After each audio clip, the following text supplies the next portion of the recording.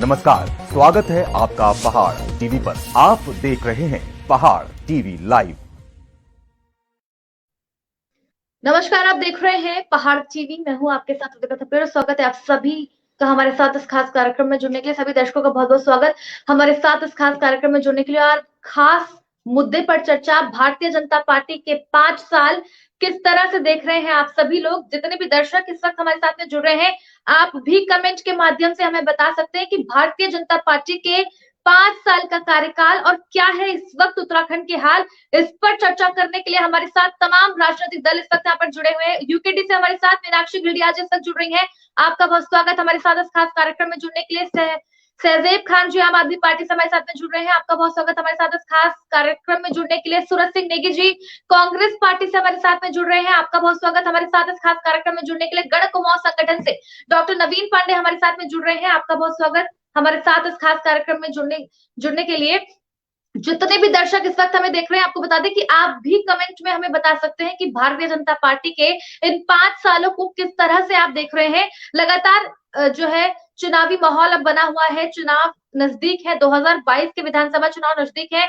सभी पार्टियों की तैयारियां कहीं ना कहीं शुरू हो गई है। जो है नेतृत्व भी लगातार जो है करने लग गई है सभी पार्टियां। राष्ट्र नेतृत्व के लिए भी यहाँ से जो है, चाहे वो नरेंद्र मोदी की बात करें, राहुल गांधी की बात करें या केजरीवाल की बात करें, तमाम जो बड़े दिग्गज नेता है वो भी लगातार, उनका दौरा भी उत्तराखंड में हो गया है। पूरी तैयारी शुरू कहीं ना कहीं हो गई। घोषणाओं की भी अगर बात करें तो घोषणाओं की भरमार भी लगातार उत्तराखंड को मिल रही है। लेकिन आखिर वो घोषणाएं पूरी होंगी या नहीं होंगी, बड़ा सवाल है। पूर्व की कितनी घोषणाएं जो है भारतीय जनता पार्टी पूरा कर चुकी है, ये भी बड़ा सवाल है। इसी को लेकर के सबसे पहले मैं आपके पास पे आ रही हूँ। गढ़ कुमाऊं संगठन से डॉक्टर नवीन हमारे पास में। किस तरह से भाजपा का ये 5 साल का कार्यकाल देख रहे हैं, जितने भी दर्शक हमें देख रहे हैं, आपको बता दें कि अगर आप भी कुछ कहना चाहते हैं थोड़ी देर में इस लिंक को शेयर करेंगे और कमेंट के माध्यम से आप हमें बता सकते हैं। गढ़ कुमाऊं संगठन से डॉक्टर नवीन पांडे जी। नमस्कार है, सभी का स्वागत है। और मेरी आवाज आ पा रही होगी आप तक। रितिका जी, किसी भी राष्ट्र की उन्नति के लिए उसके जो 3 मूलभूत स्तंभ होते हैं, शिक्षा, स्वास्थ्य और रोजगार, उसका होना बहुत अनिवार्य है। वो चाहे देश की बात करें, चाहे किसी राज्य की बात करें, या फिर आप किसी डिस्ट्रिक्ट की बात करें या किसी ग्राम की बात करें। इन तीनों की जो है वो सुविधाएं, बुनियादी सुविधाएं होना बहुत आवश्यक है किसी भी क्षेत्र के निर्माण के लिए, उसके उत्थान के लिए। और आप देख रहे होंगे कि उत्तराखंड में ये तीनों ही चीजें बहुत खस्ती हालत में है। बार बार इसी पे डिबेट होती है, इसी पे चर्चाएं होती है कि इन चीजों के कब जो है वहां पे सुधार होगा। हमने जो उत्तराखंड राज्य की मांग की थी वो पहाड़ी जो राज्य था, ये पहाड़ी जो इलाका था, उसको जब हम उत्तर प्रदेश में तो इसको अनदेखा किया जाता था। उस समय तो जब उत्तर प्रदेश में किसी को पनिशमेंट दी जाती थी, किसी भी सरकारी ऑफिसर को, बाबू को, तो उसको जो है मुनि की रेती से ऊपर जो पहाड़ लग जाता है उधर, और इधर रानी बाग से कुमाऊं की साइड से ऊपर पहाड़ लग जाते, वहां भेज दिया जाता था। तो उसको भी लगता था कि पता नहीं मैं कौन से काले पानी की सजा भुगत रहा हूँ। तो इसी को देखते हुए हमारे साथ एक सौतेला व्यवहार किया जा रहा था उत्तर प्रदेश सरकार में। तो हमने मांग की है कि हमें जो है अलग राज्य का दर्जा मिले, अलग स्टेटस सिंबल मिले। लेकिन इसी के साथ हमारे साथ कुछ मैदानी इलाके भी जोड़ दिए गए, जो कि उस समय हमें ये खुशी थी, उस समय की ये था हमारे मन में अंदेशा था कि चलो 2-3 राज्य, 2-3 डिस्ट्रिक्ट जो भी जोड़े हैं, ठीक है, कम से कम एक अलग स्टेटस तो मिलेगा हमें। लेकिन आज वही जो 2-3 स्टेट जो प्लेन्स के हमारे साथ जोड़े गए, वही एक अभिशाप का कारण बन रहे हैं हमारे लिए। क्योंकि सारी की सारी जनता जो है वो पहाड़ों से नीचे आ गई है। और पहाड़ों से नीचे आने का देखो 2-3 प्रकार के जो है पलायन का जो बात होती है, वो 2-3 प्रकार की। एक तो शिक्षा, अगर वहाँ पे शिक्षा सही नहीं है तो हर कोई अपने बच्चे को पढ़ाने के लिए वो जो अगर गांव में है तो वो छोटे कस्बे में, जैसे श्रीनगर हो गया, हल्द्वानी हो गया, छोटे छोटे, और उससे ठीक है, उससे ठीक ठाक स्थिति है, संपन्न परिवार है तो देहरादून निकलेगा, उससे और अच्छी स्थिति है तो दिल्ली इत्यादि निकल जाएगा। तो ये सारे के सारे जो है कहीं ना कहीं ये सरकार की नाकामी को दर्शाता है कि आपने 22 साल हो चुके हैं, 22 सालों में आपने कुछ भी ऐसा कोई भी कार्य नहीं किया है। दोनों ही सरकार, चाहे वो बीजेपी हो चाहे कांग्रेस हो, किसी पार्टी की सरकार हो, उन्होंने उस परिप्रेक्ष्य में वो कार्य नहीं किया कि जो पहाड़ी राज्य के लिए जो कार्य होना चाहिए था वो बिल्कुल भी नहीं हुआ है। सरकारी आंकड़ों की माने, नवीन पंडित जी आपके पास आऊंगी, लेकिन उससे पहले आम आदमी पार्टी के पास में जा रही हूँ। आपकी समर्थन कमेंट यहाँ पर कर रहे हैं कि सभी पार्टियों ने बहुत खा लिया है, इस बार आम आदमी पार्टी को भी खाने का मौका दिया जाएगा, बाकी पार्टियां उसको अगले 5 साल तक पचाने के काम। क्या कहना चाहेंगे? आम आदमी पार्टी से। बहुत बहुत सभी पैनलिस्ट को बहुत बहुत धन्यवाद है। और आज गला थोड़ा बैठा हुआ है, एक्चुअली आज रैली बहुत ज्यादा तेज हुई थी हमारी। तो इन 5 सालों का सवाल किया जाए रितिका जी, तो इन 5 सालों में सिर्फ 3 मुख्यमंत्री ही बदले हैं। और इसके साथ साथ बेरोजगारी, शिक्षा, स्वास्थ्य, इन सब की बात ही नहीं हुई। जैसा कि आपने पूछा था पहाड़ों के बारे में, तो पहाड़ों का कोई नहीं किया सवाल, जमीन पर कर दिया जनता को बदहाल। इस तरीके की राजनीति हुई है, क्योंकि पहाड़ों की तरफ तो बीजेपी ने किसी भी तरीके से सोचा ही नहीं है, गई नहीं है, कोई कार्य किया ही नहीं है। अब भू कानून को लेकर देख लें, गैरसैंण को लेकर देख लें, स्वास्थ्य और शिक्षा के माध्यम से देखें आप, तो इन सब चीजों को बीजेपी ने बहुत बुरी तरीके से नकारा है। वहां पर उनका जाना ही नहीं हुआ है, वहां के बारे में वो सोचते ही नहीं है।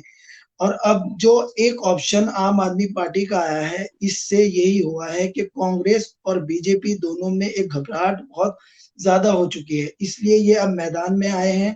और बीजेपी ने घोषणाएं पे घोषणाएं, घोषणाएं पे घोषणाएं कर रखी हैं। इन्होंने पुष्कर सिंह धामी जी ने अभी तक 1090 घोषणाएं की हैं। और इसके साथ साथ 167 घोषणाओं पर सिर्फ ऑर्डर हुए हैं। अभी तक ये भी मालूम नहीं है कि वो काम हो पाएंगे या नहीं हो पाएंगे। इसके साथ अभी आचार संहिता लग जाएगी भाई, तो बीजेपी का एक ही कहना रहेगा कि हम तो कोशिश कर रहे थे, और इसके साथ इलेक्शन होंगे, चुनाव होंगे, उसके बाद कुछ नहीं पता नतीजा क्या होगा। बस अब जो घोषणा पत्र इन्होंने जारी कर रखे हैं, इसके साथ यह है कि आचार संहिता के बाद सब भूल जाएंगे। बस यही एक जुबान पे बात रहेगी कि हमने बहुत ज्यादा कोशिश की है, हमने घोषणाएं करी हैं, 167 हमने घोषणाओं पर ऑर्डर भी इशू कर दिए हैं। लेकिन इसका ये मतलब नहीं है आप घोषणाएं करते रहिएगा।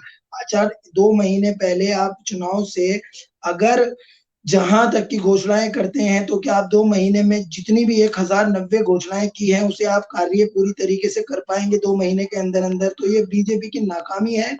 और बीजेपी जहां से जहां तक सोचती है कि चुनाव एक ऐसा मुद्दा हो गया है, दिन पे दिन घोषणाएं ही करने से, पुष्कर सिंह धामी आए, तीरथ सिंह आए या त्रिवेंद्र आए, तीनों सिर्फ मुख्यमंत्री ने उत्तराखंड को बुरी तरीके से नाश ही किया है। हर तरीके से बर्बाद करने में कोई कसर नहीं छोड़ी है। बेरोजगारी इतनी अधिक बढ़ गई है कि कुछ तो अब अच्छा किया होगा भारतीय जनता पार्टी ने।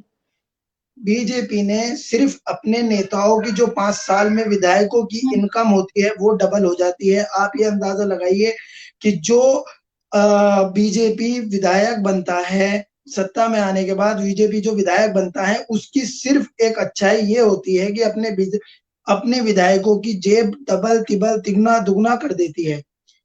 इतना अब पूरा अनुमान लगाया जाए तो ये देखिए, उत्तराखंड का बजट 55,000 करोड़, इसमें से 11,000 से 12,000 करोड़ रुपए स्विस बैंकों में जमा होता है उत्तराखंड का।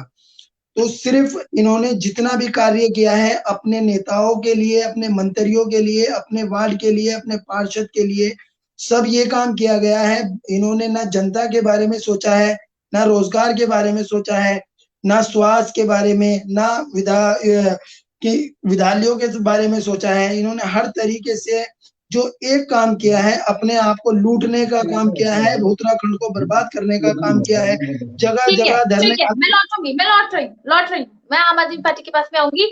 हमारे साथ सूरज सिंह नेगी जी भी इस वक्त जुड़े हैं कांग्रेस पार्टी से। सर, स्वागत है आपका। मेरी आवाज आप तक पहुंच पा रही है? जी, पहुंच रही है जी सर, एक सवाल आपके लिए दर्शक यहाँ पर खड़ा कर रहे हैं कि क्या कांग्रेस सरकार बनाने के बाद भू कानून लागू करेगी? बड़ा सवाल है। भारतीय जनता पार्टी के 5 साल के कार्यकाल को किस तरह से आप देख रहे हैं?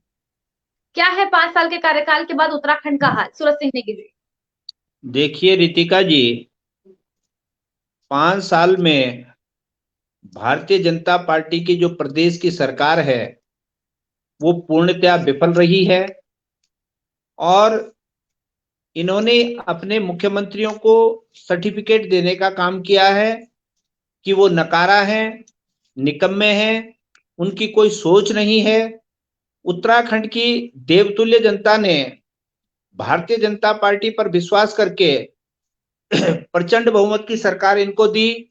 डबल इंजन की सरकार दी, ट्रिपल इंजन की सरकार दी, परंतु उसके बाद जनता के हाथ कुछ नहीं लगा। जनता के हाथ अगर लगा है तो महंगाई है, बेरोजगारी है, महिलाओं के साथ में उत्पीड़न के मामले हैं और बेरोजगार जो है परेशान है। 4.5 पौने 5 साल के कार्यकाल में एक भी पदों पर ये भर्ती नहीं कर पाए।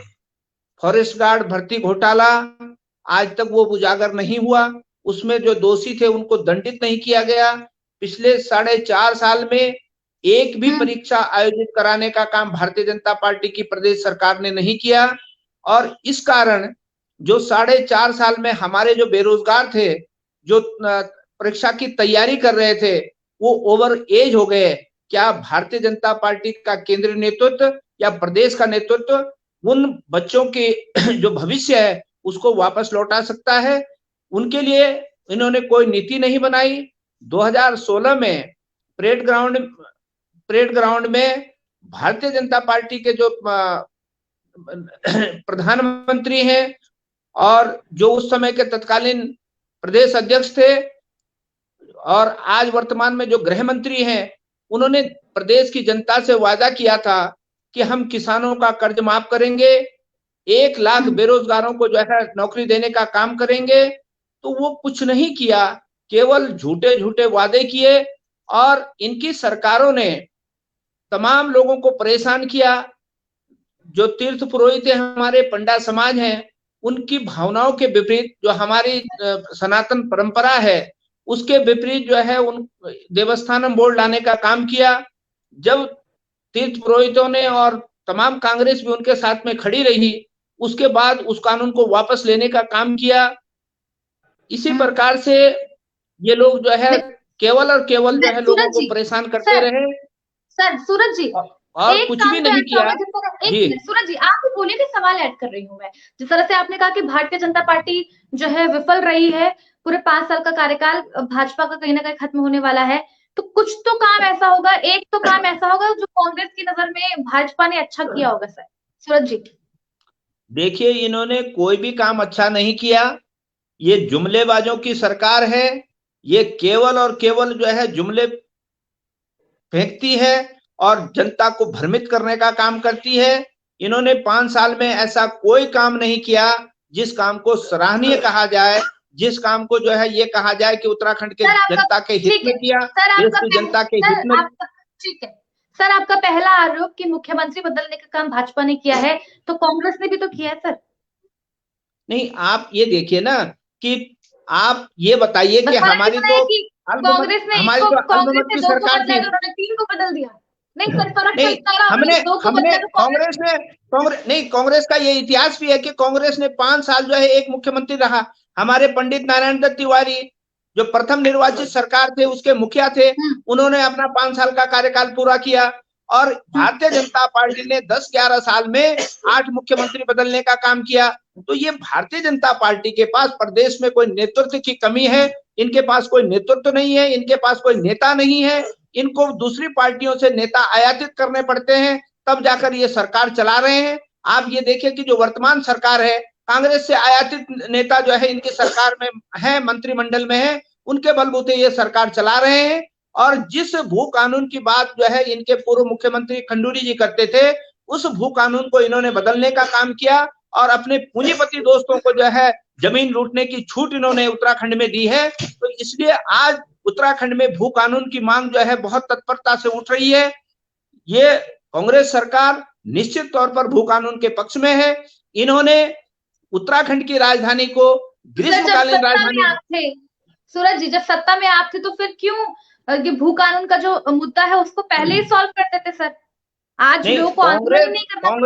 कांग्रेस सरकार ने जिस भू कानून को बनाया, भारतीय जनता पार्टी की 2017 में जो सरकार बनी, उसने उस कानून को ठंडे बस्ते में डालने का काम किया और खुली छूट जो है दे दी पूंजीपतियों को कि आप आइए उत्तराखंड में जमीन खरीदिए, लोगों को लूटिए। इस प्रकार से उन्होंने खुली छूट भारतीय जनता पार्टी की सरकार ने दी है। और मैं लौट रही हूँ। ये काम तो कांग्रेस ने भी किया है, ये काम तो कांग्रेस ने भी किया है ना। मिली जुली भगत है आपकी बीजेपी की और कांग्रेस की, दोनों ने मिलकर ही 5-5 साल का गेम खेला है कि 5 साल हम अरे चलेंगे, 5 साल आप चलिए, 5 साल हम भ्रष्टाचार फैलाएंगे, 5 साबिर साल आप भ्रष्टाचार साबिर फैलाइए। भाई, और आप ये आप सारा तो छोड़ अब ही आम दीजिए, आदमी पार्टी, क्योंकि दिल्ली अब में आम जो है, आदमी जो पार्टी के मैदान में प्रधानमंत्री मोदी जी कहते हैं जुमलेबाजी, वही आपकी पार्टी भी जुमलेबाजी करती है।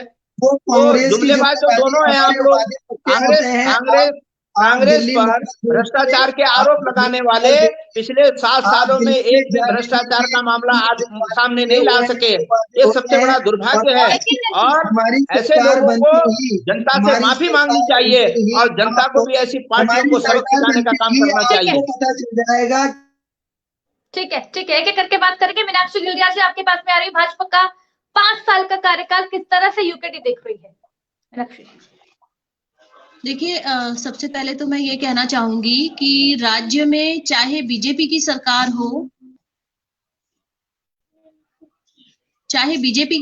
हो, चाहे कांग्रेस की सरकार हो, राज्य में जो कार्य होना चाहिए था, जो एक युवा राज्य जिसे हम बोल रहे हैं, 21 साल का राज्य, इसको एक समृद्ध राज्य होना चाहिए था और यहाँ के जो वासी हैं उनको भी समृद्ध होना चाहिए था। लेकिन ये जो पार्टियां हैं, जो उत्तराखंड है, बेसिकली वो नेतृत्व जो परिवर्तन यहाँ पे होता रहा और जो इसमें राजनीतिक अस्थिरता जो एक होती रही, जिसकी वजह से यहाँ पे जो डेवलपमेंट होना चाहिए था वो नहीं हुआ। अगर हम आज बीजेपी की बात करें कि 5 साल बीजेपी पे भी सभी लोगों ने मोदी के नाम पे बहुत भरोसा किया, वरना बीजेपी और कांग्रेस भरोसे लायक है ही नहीं। लेकिन पिछली बार मोदी जी यहाँ पे आके बहुत बड़ी बड़ी बातें करके गए। मोदी जी ने यहाँ के जवानी, यहाँ के पानी की बात की। मीनाक्षी बीच में रोक रही है, सवाल पूछ रही हूँ, फिर आप जो है जवाब आप ही दीजिएगा। आपने कहा कि जो कांग्रेस और भाजपा है विश्वास योग्य नहीं है, लेकिन जनता तो यूकेडी पर विश्वास नहीं जताती है और दोनों पार्टियों पर लगातार विश्वास 20 सालों से जता रही है। मीनाक्षी जी, बिल्कुल, मैं इस बात से एग्री करती हूँ कि हमें, ऐसी बात नहीं है कि जनता विश्वास नहीं जताती है, ऐसी बात है कि जनता के जो मूल मुद्दे हैं, इन मुद्दों से किस तरह से इन राष्ट्रीय पार्टियों ने आज की जनता को भटकाया है, ये सोचने वाली बात है। देखिए, आज अगर यूकेडी को जनता ने नकारा है तो उसका नुकसान भी आज जनता को झेलना पड़ रहा है। आप देखिए, भू कानून यहाँ पे हट गया, मूल निवास यहाँ से हट गया, बेरोजगारी पे हम लोग बिल्कुल, हमारा जो परसेंटेज है वो बढ़ता चला जा रहा है, स्कूल्स जो है वो खत्म होते जा रहे हैं, बंद होते जा रहे हैं, स्वास्थ्य पे आप देखिए क्या बुरे हाल है। तो आप ये देखिए, जो यूकेडी के मूल मुद्दे थे, एक्चुअली इन मुद्दों पे इन राष्ट्रीय पार्टियों ने कभी काम किया ही नहीं। और ये मैं मानती हूँ कि हो सकता है कि यूकेडी जो अपने मुद्दे थे, जो अपनी जो सोच थी, जिन वजह से ये राज्य बनाया गया था, वो सोच जनता तक नहीं पहुंचा पाई। हो सकता है कि ये एक हमारी कमी रही होगी। लेकिन आज 21 साल का जो ये राज्य हो गया है और इसमें जो युवा आज 21 साल के हो गए हैं, या उस समय राज्य आंदोलन के समय 5-6 साल के रहे होंगे, आज वो भी 25-26 साल के हो गए हैं, तो उन लोगों को समझ में आ रहा है कि ये जो राज्य है, यहाँ पे जिन लोगों के लिए यहाँ पे रोजगार होना चाहिए था, उन लोगों के लिए यहाँ पे रोजगार नहीं है। अगर मैं आंकड़ों की भी बात करूं तो आज आप देखिए, शिक्षा, स्वास्थ्य, रोजगार, इन सब में हमारे आंकड़ों के हिसाब से ही आप देख लीजिए, इतने बुरे हाल है हमारे राज्य के।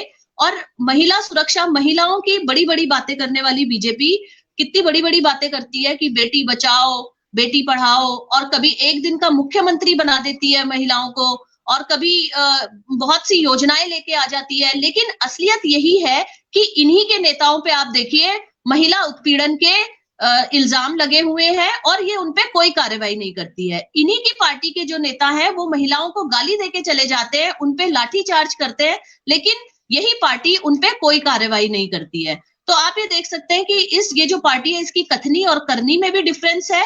और जो पहाड़ों के हाल है, जो उत्तराखंड राज्य बना था, बेसिकली वो पहाड़ के लिए ही बना था, क्योंकि पहाड़ जो था वहां पे मूलभूत सुविधाएं नहीं पहुंच पा रही थी। लेकिन आज 21 साल बाद भी मुझे ये बोलते हुए सच में दुख हो रहा है कि आज 21 साल के बाद भी पहाड़ों में स्थिति वही है। अब आप ये बात करेंगे कि बीजेपी ने कुछ तो बेहतर किया होगा। बीजेपी ने बेहतर किया, आप देखिए अपने उनके नेताओं के आप वो ले लीजिए, उनका जो आर्थिक स्थिति है, स्टेटस है, आज आप उनका आकलन कर लीजिए, उनका स्टेटस बढ़ा है, उनकी डेवलपमेंट हुई है। लेकिन राज्य के जो राज्यवासी हैं उनका डेवलपमेंट जीरो है और उनको जो मूलभूत सुविधाएं मिलनी चाहिए थी वो जीरो है। पहाड़ों पे आप देखेंगे आज भी जो महिला बच्ची हैं, जो बच्चियां हैं, सॉरी गर्ल्स चाइल्ड है, उनको उन तक भी शिक्षा, अगर हम 4 साल से 10 साल तक के बच्चों की शिक्षा का वो देखें, परसेंटेज देखें, तो वो 50 to 55 है। तो सोचिए कि 10 साल तक भी बच्चियों को स्कूल नहीं भेजा जा रहा है क्योंकि वहां पे स्कूल बहुत दूर है। तो ये सारी समस्याएं मीनाक्षी आ रही हूँ आपके पास, आ रही हूँ। एक छोटी सी प्रतिक्रिया कांग्रेस पार्टी से, फिर नवीन पांडे जी आपके पास आ रही हूँ। सूरज सिंह नेगी जी, चाहे भाजपा हो या कांग्रेस, यूकेडी दोनों पर जो है सवाल उठा रही है कि जो उत्तराखंड को होना चाहिए था, आज वो उत्तराखंड नहीं है, और जहां हम कई सालों पहले खड़े थे और जस के तस आज भी उत्तराखंड का यही हाल है। और कांग्रेस भी लगातार सत्ता में रही है, और चाहे स्वास्थ्य की बात करें, शिक्षा की बात करें, बेरोजगारी की बात करें, पलायन की बात करें, कांग्रेस के ऊपर भी बड़े सवाल उठते हैं। सर, माइक आपका म्यूट है।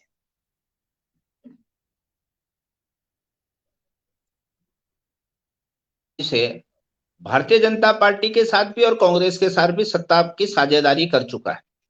और जहां तक इस राज्य का प्रश्न है, इस राज्य को मातृशक्ति के आंदोलन ने बनाया, हमारे नौजवानों के आंदोलन ने इस राज्य को बनाया, और भारतीय जनता पार्टी बड़ा श्रेय लेती है कि हमने राज्य को बनाया। तो मैं तो भारतीय जनता पार्टी से कहना चाहता हूं कि आपने जब राज्य बनाया तो हमको आधा अधूरा राज्य देने का काम जी भारतीय जनता पार्टी ने किया। और आज उत्तराखंड की जनता को समझना चाहिए, यूकेडी वालों को भी समझना चाहिए कि ये जो आज उत्तराखंड की दुर्दशा है, इसके पीछे कहीं ना कहीं बहुत बड़ा हाथ भारतीय जनता पार्टी का है। आज जब हमारा राज्य बना, उसके साथ 2 अन्य राज्य और बने, उन राज्यों की राजधानी घोषित हुई, परंतु उत्तराखंड को अस्थायी राजधानी के नाम पर छोड़ा गया। और इतनी बड़ी लूट राजधानी के निर्माण में, तो राजधानी कांग्रेस, आप सुनिए हमेशा राजनीति करती है सर।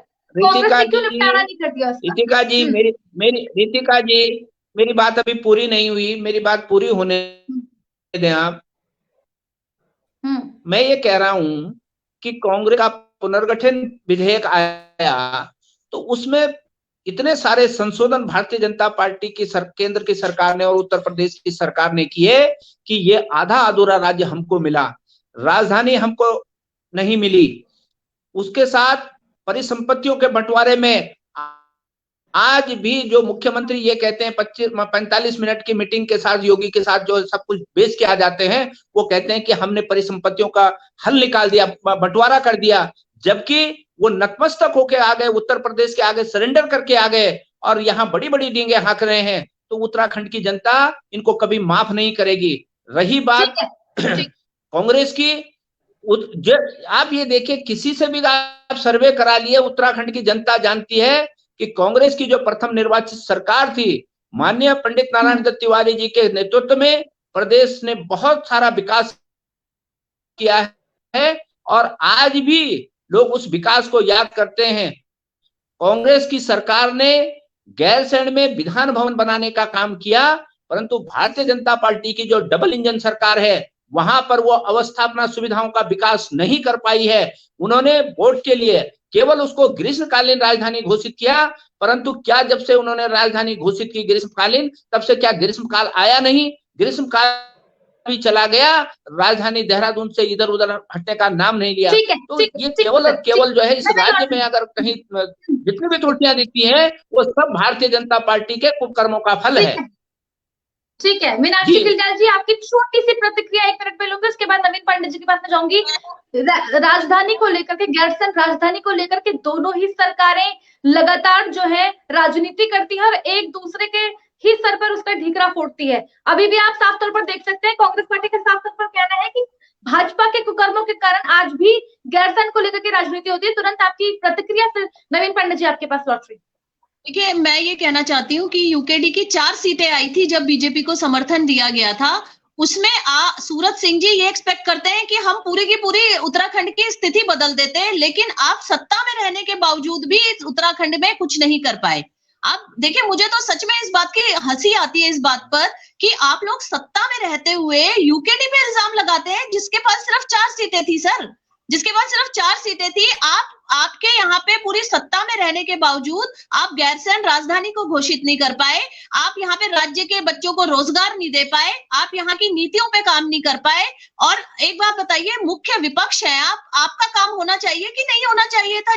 जिन चीजों के बारे में आप बीजेपी को ब्लेम कर रहे हैं, आपको तो इनके खिलाफ मोर्चा खोल के खड़ा हो जाना चाहिए था, लेकिन आपने ऐसा नहीं किया, क्योंकि दोनों ही जो कांग्रेस और बीजेपी है, दोनों भाई भाई हैं। इन्हें पता है कि 5 साल तुम कमाओ और 5 साल हम कमाएंगे। एक ने हिलटॉप दिया उत्तराखंड को, तो दूसरे ने डेनिस दिया। आप देखिए ना क्या फर्क है, सिर्फ लेबल का फर्क है।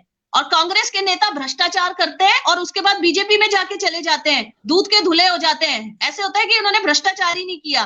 तो सोचिए कि कांग्रेस और बीजेपी, आज तो जनता कंफ्यूज है कि बीजेपी की सरकार है कि कांग्रेस की सरकार है। उन्हें पता ही नहीं चलता हमारा नेता कब कौन सी पार्टी से चुनाव लड़ ले। तो सर स्थिति ये हो गई है उत्तराखंड की आज। क्विक आपके भी रिएक्शन, कई सारे नेता जो है आज बीजेपी में चले गए हैं जी। मैं मीनाक्षी जी की को कहना चाहता हूं कि आज आपके भी कई सारे नेता जो है भारतीय जनता पार्टी में चले गए हैं, और आपके जो फील्ड मार्शल हैं वो भी जो है भारतीय जनता पार्टी के टिकट पर चुनाव लड़ चुके हैं। ये भी आप ध्यान रखिए। तो आप भी सत्ता में रहे हैं, अगर अपना एजेंडा लागू नहीं करवा पाए तो आपको सत्ता से बाहर आ जाना चाहिए था, परंतु आप नहीं आए। और आपके एकमात्र विधायक वो भी सत्ता में रहे हैं, एकमात्र विधायक आए वो भी सत्ता में रहे हैं। तो आपके नेताओं की विश्वसनीयता भी इस उत्तराखंड में लोग सब जानते हैं। क्या विश्वसनीयता है उत्तराखंड के लोगों की, नेताओं की? उत्तराखंड क्रांति दल, मैं मानता हूं कि उत्तराखंड क्रांति दल ने आंदोलन की शुरुआत की थी, राज्य आंदोलन लड़ा, परंतु आपके नेताओं की विश्वसनीयता उत्तराखंड में आज तक जो है स्थापित नहीं हो पाई है। सर चिल्ला चिल्ला के झूठ सच नहीं हो जाता। एक बात तो मैं ये आपको बता दूं की नहीं है, मैं तो कह रहा हूँ ना, मैं तो आंकड़े दे रहा हूँ। आपके फील्ड मार्शल ओम गोपाल रावत उत्तराखंड के जो है वो थे, आज वो भारतीय जनता पार्टी में है। तो आप कांग्रेस के नेताओं को कह रही है कि कांग्रेस के नेता जाते हैं, ठीक है। जो लोग गए वो स्वार्थी लोग थे, वो यूकेडी में भी है, कांग्रेस में भी है और बीजेपी में भी है। ये तो सारे दलों में आज स्थिति ऐसी हो गई है। आप एक बात सुनिए, एक समय होता था जब विचार होते थे, कांग्रेस का एक विचार होता था, बीजेपी का एक विचारधारा होती थी, लेकिन आज विचारधाराओं की लड़ाई नहीं है, आज सिर्फ सत्ता की लड़ाई है। मीनाक्षी जी, वो यूकेडी में भी खत्म हो गई है विचारधारा की लड़ाई। वहां पर भी लोग जो है सत्ता पाते हैं विचारों से और फिर उसके बाद कांग्रेस और बीजेपी में चले जाते हैं। ये भी तो देखिए ना। यूकेडी जो है, यूकेडी का जो विचारधारा है, जो उसके मूल मुद्दे हैं, वो जनहित के मुद्दे हैं। और सर एक बात आपको बता दो, ये बीजेपी कांग्रेस में जितने भी नेता हमारे ही लोग हैं ना, हमारे ही लोग हैं। आज उन्होंने यदि दल बदल कर लिया है तो कम से कम एक्चुअली समस्या यही है कि जब वो इसमें आए तो उन्होंने अपने मुद्दों को सामने नहीं रखा। ये लोग राष्ट्र के जो मुद्दे हैं, जो दिल्ली में बैठी सरकारें, लखनऊ में जो नीतियां बन रही हैं, उन पे ही कार्य करते चले गए। यदि आज इन्हीं अपने लोगों ने उत्तराखंड के बारे में सोचा होता, यहाँ की नीतियों के बारे में सोचा होता, तो यहाँ की समस्याओं को वो पटल पे रखते और यहाँ की समस्याओं पे कार्य करते। लेकिन समस्या यही हुई कि उनकी नीतियों पे काम चल रहा है। आज दिल्ली में बैठ के सारी योजनाएं पहाड़ के लिए बन रही है। पहाड़ जिन्होंने देखा नहीं, पहाड़ को आप ये बताइए, विधायक वहां से चुन के आते हैं और पहाड़ों पे सिर्फ वोट मांगने जाते हैं, उसके बाद वहां पे रहते ही नहीं है। उन्हें पता ही नहीं है कि कौन से गांव, ये वाला गांव हमारे विधानसभा के अंडर आता भी है कि नहीं आता। ठीक है, सभी बातों का डॉक्टर नवीन पांडे। जी, मैं मीनाक्षी खंडवाल जी की एक बात से, घड़ियाल जी की एक बात से सहमत हूं कि आपने सही कहा है। ठीक है, दल बदल होना चाहिए, जहां विचार न मिले वहां दल बदल संभव है। वो चाहे यूकेडी हो, बीजेपी हो, कांग्रेस हो, कोई भी पार्टी हो, दुनिया की कोई भी पार्टी हो, दल बदल कर सकती है। लेकिन जहां वैचारिक जो अपने विचारों से, जो अपने सिद्धांतों से जो समझौता कर लेता है, वो दल बदल इसीलिए करता है कि कोई मेरे ऊपर आरोप लगे हुए हैं, उसको कहीं वो जो ईडीआई के व सीबीआई का जो है वो मोर्चा न खोल दे मेरे पीछे। आप सबसे बड़ा उदाहरण केदारनाथ की जो आपदा की त्रासदी हुई थी, उसमें विजय बहुगुणा जी वहां जाकर के शामिल हो गए। अगर वो क्यों हुए शामिल हुए? इसलिए थोड़ा हुए कि अब इनकी सरकार में मैं यहाँ कार्य करूंगा। वो केवल इसलिए शामिल हुए कि मेरे ऊपर कोई जो है एलिगेंस या फिर मेरे ऊपर कोई सीबीआई चार्ज इत्यादि कुछ ना लगे। मैं सरकारी आंकड़ों की बात करूं तो अभी जो है उत्तराखंड में 2425 प्राथमिक स्कूल जो है 0 से 10 बच्चे हैं, जिसमें वो बंद होने की कगार पे, उनको हरी झंडी मिल चुकी है। इसी में जो है 299 उच्च प्राथमिक स्कूल जो है वो बंद हो चुके हैं। डॉक्टरों की क्या स्थिति है, 2500 डॉक्टर और 1500 नर्सों पे सारा उत्तराखंड टिका हुआ है सरकारी अस्पतालों में। लगभग मान के चलो तो 4000 लोगों पर एक डॉक्टर है। तो अब ये कर क्या रहे हैं, जितने भी बड़े अस्पताल हैं, जितनी भी बड़ी बड़ी परियोजनाएं हैं, सैन्य धाम है, बड़ी एकेडमी है, सब देहरादून और ऋषिकेश में खोल रहे हैं। अरे जब वहीं खोलना था, वहीं का विकास करना था, तो पहाड़ों को फिर अलग किया क्यों? फिर हम उत्तर प्रदेश में ही ठीक थे। हमें तो इतना अच्छा स्टेटस सिंबल मिलता था वहां से कि मुन्नी की रेती से ऊपर जो है आपको आरक्षण मिलेगा, रानी बाग से ऊपर का आरक्षण मिलेगा। हमें तो किसी चीज की टेंशन थी ही नहीं। फिर लखनऊ डिसाइड करता कि हमारे साथ क्या होता। आज भी हम वही ठगे महसूस तो कर रहे हैं अपने आप को। आज भी वही चीजें हो रही है। जो भी विकास अभी जो मोदी जी आए या कोई भी आए, वहां पे सैन्य धाम एक आपका इधर देवाल साइड में बनना था, उसको उठा करके वहां डाले। इनका बस चले तो 4 धाम जो भगवान की कृपा से वो बद्रीनाथ, केदारनाथ, गंगोत्री, यमुनोत्री वहां टिके हुए हैं, इनका बस चले तो वो भी देहरादून में ला करके खड़ा कर दे, ऋषिकेश में खड़ा कर देंगे। पर इन पे इनका बस नहीं चलता है। उस पे भी तो है, ये कर रहे हैं कि उस पे जो है वो देवस्थानम बोर्ड स्थापित कर दो, ये कर दो। मतलब 2-4 महीने की जो भी कमाई हो रही है ना, थोड़ी बहुत भी, उस पे भी जो है आप ऐसा कुठाराघात कर दो कि वहां की जनता एकदम या तो पहाड़ छोड़ने को मजबूर हो जाए, वहां से निकल जाओ। और एक या तो ऐसी नीति लाए सेंटर और बीजेपी ये उत्तराखंड की मिल करके, जितने पहाड़ है सारे खाली करवा दो, सारे पहाड़ खाली करवा दो सबको। देहरादून, ऋषिकेश, रुड़की और जितना भी आगे ये जो बात चल रही थी, अभी हवा में उड़ रही थी कि मुरादाबाद तक और ये जो मुजफ्फरनगर तक सारा जो है उत्तराखंड में मिल जाएगा, ये सारा उत्तराखंड ही बना दो और सबको नीचे बुला दो। हाँ, लेकिन जहां बात आएगी डैम परियोजना बनानी है, बड़े बड़े मंदिरों को जो है वहां से कर वसूलना है, वहां पे वो सबसे पहले ऊपर पहाड़ों में ही जाएंगे। सही कह रहे थे गिडियाल जी की इनको पता नहीं है कि हमारे विधानसभा क्षेत्र में या हमारे ब्लॉक में या हमारे जो चुनाव क्षेत्र है, इसमें कितने गांव आते हैं, कितने गांव खाली हो चुके हैं, कितने गांव की क्या बिल्कुल। मूलभूत समस्याएं हैं। तो इन सबको ध्यान में रखते हुए मैं तो उत्तराखंड की जनता से आग्रह करता हूं, राजनीति हमेशा विघटन करवाती है। शास्त्रों में भी कहा गया है, चाणक्य ने भी यही कहा है कि राजनीति एक दूसरे से अलग करवाने का काम है। हम उत्तराखंड के वासी पहाड़ लोगों के, पहाड़ी हितैषी जो हैं, हमें एकजुट रहना है। जब हम एकजुट रहेंगे तभी ये राजनीति दल जो भी होगा वो हमारे इशारों पे काम करेंगे। अब देखो, अभी उत्तराखंड की बात हो रही है, पहाड़ी की बात हो रही है, कुछ दिनों में अब फिर बात आ जाएगी, वोटर कैडर बढ़ जाएंगे, वोट जो है ये ठाकुर को वोट देना है, ये ब्राह्मण उठ गया है, ये दलित उठ गया है। पर ऐसा कोई नहीं सोचेगा कि हाँ, उत्तराखंड का भला जो कर सकता है, वो चाहे क्षेत्रीय हो, चाहे वो कोई व्यक्तिगत रूप से जो है निर्दलीय प्रत्याशी उठा हुआ हो, उसके विचारधारा पे कोई वोट नहीं देगा। जितनी भी योजनाएं हो रही है वो सारी देहरादून के लिए हो नवीन रही है, पांडे जी एक बार पहाड़ों के जवाब लिए लेते बिल्कुल हैं। भी कोई योजना नहीं बन रही राष्ट्रीय है। दल, दोनों राष्ट्रीय दलों से एक बार जवाब लेंगे। सहदेव जी आपके पास में आ रही हूँ सबसे पहले इसी सवाल को लेकर के, फिर सूरज जी आपके पास में आ रही हूँ कि उत्तराखंड को चलाने वाले वो लोग हैं जिन्होंने पहाड़ों को कभी देखा ही नहीं है, वही लोग नीति बना रहे हैं। उसकी वजह से आज हम जस के तस कहीं ना कहीं खड़े हैं। इसी वजह से स्वास्थ्य की अगर बात करें, शिक्षा की बात करें, पलायन की बात करें, बेरोजगारी की बात करें, सबसे आज का ये युवा है, आज की जो जनता है वो कहीं ना कहीं परेशान है। सरदेव जी पहले आपका कमेंट 1 मिनट का, फिर सूरज जी के पास आ रहे हैं, खत्म कर रहे हैं। देखिए, मैं अपने भाई की बात से बहुत ज्यादा सहमत हूँ और उन्होंने एक बात बिल्कुल सही कही है। यही है कि अभी तक आप बीजेपी में आ जाइए या कांग्रेस में आ जाइए, हमारी जो आम आदमी पार्टी सरकार है वो तो अभी तक आई नहीं है जो इस चीज का ऑब्जेक्शन हमारा आम कर आदमी लिया है। पार्टी, सहदेव जी, आम आदमी पार्टी भी ऐसी ऐसी घोषणाएं कर रही है कि जिनको लेकर के चाहे वो पक्ष भारतीय जनता पार्टी हो, विपक्ष हो, तमाम तरीके के सवाल खड़े हो रहे हैं। 5000 प्रति माह युवाओं को जो है पैसे देने की बात जो है आम आदमी पार्टी कर रही है। ऑलरेडी ये प्रदेश कर्जे में है, कैसे सोर्स ऑफ जो है रेवेन्यू कैसे जनरेट होगा, कई तरीके के सवाल है। सरदेव जी, प्रदेश जो बिजली देने कर्जे की में बात करें, है, लेकिन उत्तराखंड वो चाहता है जो उत्तराखंड की जनता मांग रही है। आखिर परेशानी ये है कि उत्तराखंड की जनता जो मांग रही है वो रोजगार मांग रही है, पलायन को रोकना चाहती है, स्वरोजगार की सही नीतियां चाहती है, स्वास्थ्य की अच्छी व्यवस्थाएं चाहती है, अस्पतालों में मशीन चाहती है। वो जो राजनीतिक आप जो दल है, आखिर वो क्यों नहीं दे रहे हैं? जो लोग नहीं मांग रहे हैं, फ्री बिजली देने में सभी पार्टियां जुड़ी हुई हैं। कोई 100 यूनिट फ्री बिजली देने की बात करता है, कोई 200, तो आम आदमी पार्टी 300 यूनिट फ्री बिजली देने की बात करती है। सरदीप जी, देखिए, मैं बताता हूँ आपको सही बात, क्योंकि दिल्ली में हम लोगों का जब था, हमारी जो पहली दफा जो हुई थी उसमें 28 सीटें आई थी। हमें भी ऐसे ही लगता था जैसा आज, बारे में एक मिनट, मेरी बात पूरी होने दीजिए। मैं सुनूंगा बातें कर आपकी, सुनूंगा आपकी मैम, सुनूंगा मैं बात, मेरी सुन लीजिए। देखिए, जब हमारी पार्टी, जब आम आदमी पार्टी मैदान में आई थी, तो उसमें हमें सिर्फ 28 सीटें मिली थी। हमें भी उम्मीद नहीं थी कि 1 सीट या 2 सीट भी मिल जाएगी। हमने लेकिन लगन से काम किया था, अपनी घोषणाएं भी उस वक्त नहीं की थी हमने कि हम क्या-क्या फ्री देंगे। सिर्फ हमारा एक ही मोटिव था इस चीज को लेके कि हम विकास करेंगे, और इस चीज को दिल्ली की जनता ने बहुत अच्छी तरीके से सराहनीय किया था कि 28 सीटें आई थी। लेकिन उसके बाद जब हमने काम किया, गली-गली गए, हमने काम किया, अपने विधायकों को हमने अल्टीमेट दिया कि अगर आप सामने रख के जनता के हम बैठते हैं और उनसे कहते हैं कि अगर हमारे विधायकों ने काम किया है तो इन्हें वोट देना।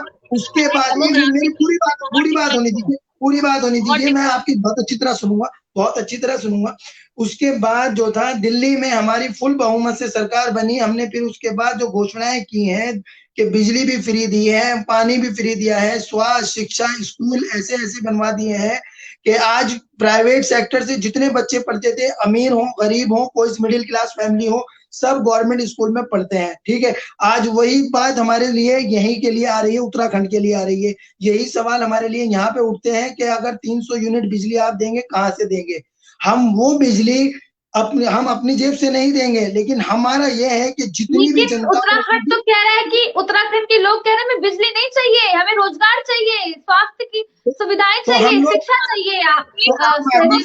तो आम आदमी पार्टी रोजगार भी देगा, सरकारी नौकरियां भी देगा। और जब तक हमारी हर घर से एक कैंडिडेट की नौकरी नहीं लगती है, उसको हम 5,000 रुपए महीना देंगे। इसलिए देंगे कि बेरोजगारी कुछ तो सहारा होगा, बेरोजगारी दिल्ली में तो दे नहीं पाए, उत्तराखंड में क्या दोगे?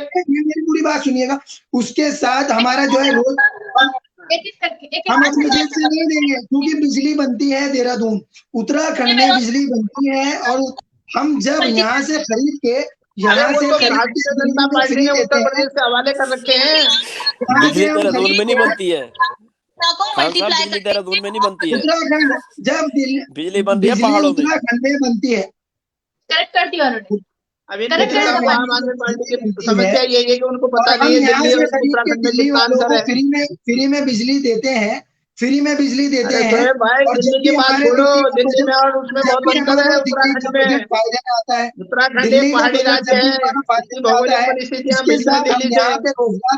रोजगार हमारे जुमले नहीं है, जुमले नहीं है। आप हमारी बात सुनिए, एक एक करके बात करिएगा, कोई नहीं, ये हमारी जुमलेबाजी नहीं है। बीजेपी और कांग्रेस की तरह हम सिर्फ झूठे वादे नहीं करते हैं। हमने जो वादे किए हैं वो वादे, हमारी सरकार बनने के बाद जो हमने वादे किए हैं वो दूसरे कदम से किए जाएंगे। और उसके साथ ही रोजगार, बिजली, पानी सब दिया जाएगा। ऐसा नहीं है एक मिडिल फैमिली, आप कौन सी जनता कह रही है कि हमें बिजली फ्री में नहीं चाहिए? हमारे विधायकों को सारी बिजली फ्री में जा रही है, बीजेपी के विधायक हो, कई लोग जनता में भाई आप ये बताओ कि दिल्ली में केजरीवाल कहते थे सरकारी सुविधाओं नहीं लूंगा, और कुछ दिन उन्होंने ये ड्रामा किया, अब जो है सरकारी सुविधाओं में घूम रहे हैं। अब नहीं कहते हो कि फ्री में काम करूंगा। आप ये बताइए, आपके जितने भी मंत्री हैं, आपके जितने भी नेता हैं, वो पहाड़ी स्थल पे सारे गांव या किसी के नाम पहचानने की कोशिश भी नहीं करते। उन्हें पता भी नहीं कि पहाड़ पे क्या हो रहा है। वो सिर्फ जमीनी बातें करते हैं, जमीन पे ही घूमते हैं। हमारे जो नेता हैं जितने भी आ रहे हैं, हवाई जहाज पे चल रहे हैं, एक एक गाँव जा रहे हैं, एक एक पहाड़ की गलियों में जाने के बाद, एक एक पहाड़ की गलियों में जाने के बाद वो नाम ले रहे हैं, और एक एक पहाड़ की गलियों में नाम लिख रहे हैं, पता कर रहे हैं कि कहाँ पे कितना रोजगार है। हमारे यहाँ पे स्कूल, अरे दिल्ली में क्यों नहीं दिया 7 साल में रोजगार? 850 लोगों को रोजगार नहीं दे पाए आप दिल्ली में। मेरे ख्याल से आपको नॉलेज की बात कर रहे हैं। उत्तराखंड की भौगोलिक स्थितियां और दिल्ली के बजट का अंतर भी तो देखो। 10 लाख लोगों में आप नहीं कर पाए, 10 लाख लोगों को वहां है, खाली ड्रामा है। आप भारतीय जनता पार्टी की बी टीम है और प्रोपेगेंडा करने में माहिर है। तो कांग्रेस पार्टी ने तो टिहरी, मेरा सवाल है टिहरी डैम से किन 5 राज्यों को बिजली मिल रही है? उत्तराखंड को कितना % सब्सिडी मिल जाता है?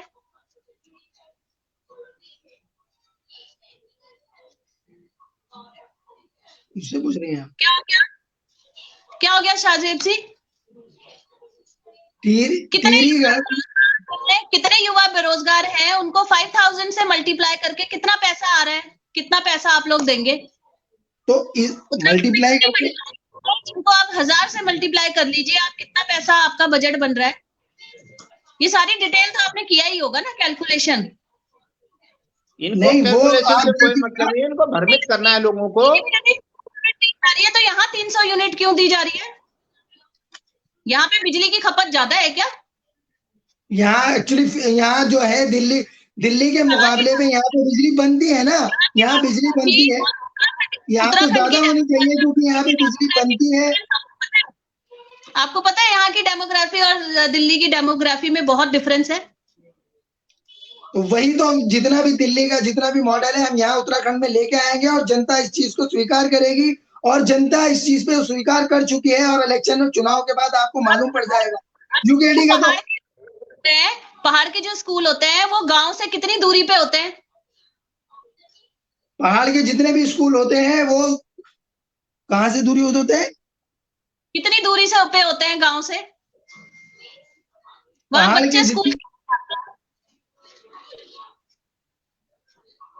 स्कूल के क्या हालात है, चलिए वही बता दीजिए। अरे घड़ियाल जी, अब मत करो। पहाड़ में जितने भी स्कूल हैं उनके हाल बद से बदतर हैं, लेकिन वो स्कूल की जो कंडीशन की है वो बीजेपी और कांग्रेस ने की है, बीजेपी और कांग्रेस ने की है। वो सुधार उस चीजों को सुधारने के लिए ही तो आम आदमी पार्टी आज उत्तराखंड में आई है। आपको पता है जो होते हैं वो घर का पूरा काम करके उसके बाद स्कूल जाते हैं, फिर स्कूल में पढ़ाई करते हैं, वापसी में आते हुए घास लेते हुए आते हैं।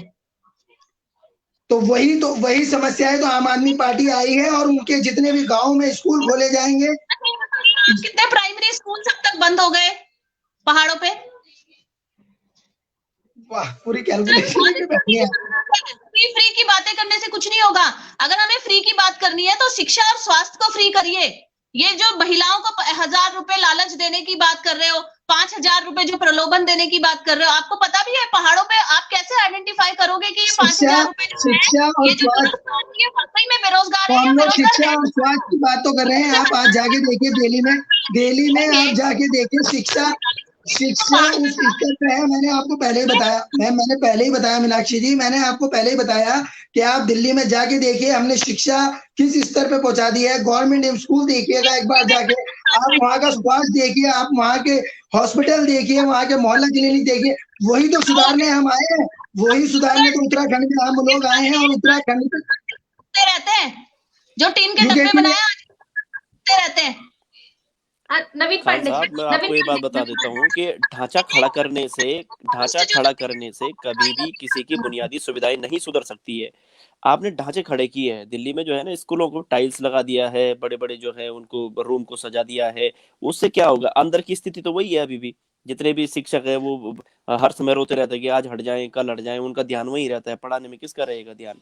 और जो आप बात कर रहे हो अभी भी जो है कि दिल्ली के सरकारी स्कूलों की जो है, आप वहां पे होंगे, मैं यहीं पे बैठा हुआ हूँ दिल्ली में, मुझे पता है 2-3 स्कूलों के अलावा जो है आपने जो है किसी भी स्कूल की तरफ इस प्रकार से ध्यान नहीं दिया है। और मैं अभी भी कह रहा हूँ, ऐसे ढांचे खड़े करने हो, मैं चंदा मांग करके, इतना मैं काबिलियत रख सकता हूँ, मैं चंदा मांग के स्कूल में जितने भी जो जहाँ स्कूल नहीं खुले हैं मैं स्कूल खोल सकता हूँ वहां पे। लेकिन चंदा स्कूल ढांचा खड़ा करना एक अलग व्यवस्था होती है, और उसके अंदर जो उसकी आत्मा बसती है, उसमें किस प्रकार की पढ़ाई होगी, किस प्रकार से वहां पे जो है टीचर लोग आएंगे, किस प्रकार की वहां की गुणवत्ता को सुधारा जाएगा, इस विषय पे ध्यान देना होता है। हमारे जो वेद पुराण और महाभारत इत्यादि के जितने भी ग्रंथ और जितने भी जो है आप पुराने ऋषियों को देखो, पेड़ के नीचे बैठ करके सबने दीक्षा ली है। अर्जुन हो, चाहे वो कृष्ण हो, चाहे वो राम हो, बलराम हो, कोई भी, सबने पेड़ के नीचे, उनको स्कूल छोड़ना चाहिए था। उनकी उस शिक्षा की गुणवत्ता थी जो उनको जो है उस शिखर तक पहुंचा दी है। अब क्या कर रही है सरकार? केवल ढांचा खड़ा कर रही है। हॉस्पिटल का बहुत बड़ा ढांचा खड़ा कर देगी, अंदर जो है मरीज वैसे मर रहे जा रहे। क्यों कर रहे हो उस ढांचे को खड़ा? वो तो बस अपने बजट खाने के लिए है, जिसका जो है जिस क्षेत्र में आएगा उसका विधायक लेगा, वो विधायक जो है वहां से अपने इष्ट मित्र को देगा वो ठेका। दलीप सिंह रावत जी हमारे साथ में जुड़ गए। स्वागत है आपका। युवा कांग्रेस से भाजपा के 5 साल के कार्यकाल को किस तरह से देख रहे हैं? 30 सेकंड में आपका जवाब, फिर खत्म कर रहे हैं। आखिरी कमेंट आपका, दलीप सिंह रावत जी। रितिका जी, सबसे पहले जितने भी लोग स्टूडियो में जुड़े हैं सबको मेरा नमस्कार, और जितने भी लोग इस चैनल को देख रहे हैं सबको मेरा नमस्कार। देखिए रितिका जी, आपने अच्छी बात कही है कि भाजपा के जो बीते हुए कार्यकाल है वो कैसा रहा। हमारे उत्तराखंड में बीते हुए सालों में भाजपा का जो कार्यकाल रहा है वो बहुत ही निराशाजनक रहा है। आपने पीडब्ल्यूडी के जो सड़कें गड्ढे भरने का वो किया था, सतपाल महाराज जी ने उसका आदेश दिए थे कि 2 हफ्ते में जो है हम उनको भरेंगे, लेकिन 2 हफ्ते के साथ साथ जो है आज तक 2 महीने हो गए, लेकिन सड़कों का हाल जस का तस है। सड़क जो है बनी नहीं है, और सड़क जैसी की थी वैसे भी और बुरी बनती जा रही है सड़क। कुछ तो अच्छा काम किया होगा दलीप सिंह रावत जी, कुछ अच्छा काम किया होगा या नहीं, या सिर्फ कांग्रेस की तरफ से सोच रहे हैं कि निराशाजनक है पूरा कार्यकाल भाजपा का? रितिका जी, ये हम नहीं कर रही है, जनता भी खुद कह रही है। जनता परसों परेड ग्राउंड में भी नहीं, आप क्या कह रहे हैं? कांग्रेस पार्टी से सोच करके, बस कांग्रेस पार्टी के अकॉर्डिंग की बात बोल रहे हैं, खुद से सोचकर बोलिए कि कुछ तो काम जो आपको पर्सनली लगा कि भाजपा ने अच्छा किया है। ये सच में पूरा जो कार्यकाल है वो सच में निराशाजनक रहा है। देखिए रितिका जी, मैं एक चीज की तारीफ कर सकता हूँ भाजपा की, कि मेरे युवा नौजवान साथी जो BA MA करके भी उनको बेरोजगार बिठाने का काम किया। ये काम जो है भारतीय जनता पार्टी ने अच्छा काम किया 4.5 सालों में। सिर्फ ये काम अच्छा किया कि जो नौजवान जो है आज की सरकार में जो है रोजगार ढूंढने का काम करता था, उसको जो है बेरोजगार बिठाया। इन 4.5 सालों में जो है जो भर्ती होनी थी वो भर्ती नहीं हो पाई। आखिर क्यों नहीं हो पाई वो भर्ती? स्वास्थ्य विभाग में इतनी भर्ती थी, लापरवाही क्यों हुई? ठीक है, बहुत बहुत धन्यवाद आप सभी का हमारे साथ उस खास कार्यक्रम में जुड़ने के लिए। डॉक्टर नवीन पांडे गण कुमाऊं संगठन से हमारे बीच पर है, आपका बहुत धन्यवाद। हमारे साथ इस खास कार्यक्रम में जुड़ने के लिए मीनाक्षी गिलिया जी यूकेडी से हमारे साथ करेंगे, आपका बहुत धन्यवाद। हमारे साथ इस खास कार्यक्रम में जुड़ने के लिए दलीप सिंह रावत जी, आपका बहुत धन्यवाद। और आम आदमी पार्टी से सहदेव खान हमारे साथ में जुड़े, आपका बहुत धन्यवाद हमारे साथ इस खास कार्यक्रम में जुड़ने के लिए। खास कार्यक्रम में केवल इतना ही, बने रहिए पहाड़ टीवी के साथ, देखते रहिए पहाड़ टीवी। उत्तराखंड की हर छोटी बड़ी खबर के लिए सब